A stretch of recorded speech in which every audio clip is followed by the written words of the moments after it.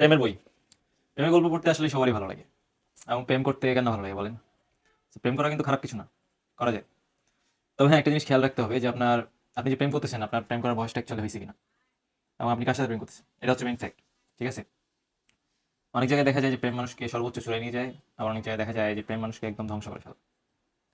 তবে আমি মনে করি যে আপনার কাছে যদি এই পরিমাণ টাকা থাকে যে আপনি সকালে উঠে টঙের দোকানে যাবেন, চা নাস্তা খাবেন, চলে আসবেন, বাপের হোটেলেই তো খাচ্ছেন, তাই না?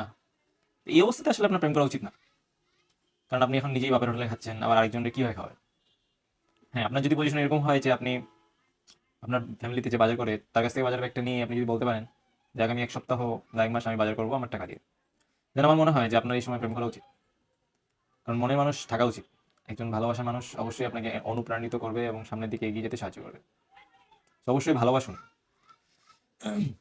তবে এমন একজনকে ভালোবাসুন যাকে আপনি বিশ্বাস করতে পারবেন এবং যে আপনাকে যে কোনো পরিস্থিতিতে ছেড়ে চলে যাবে না।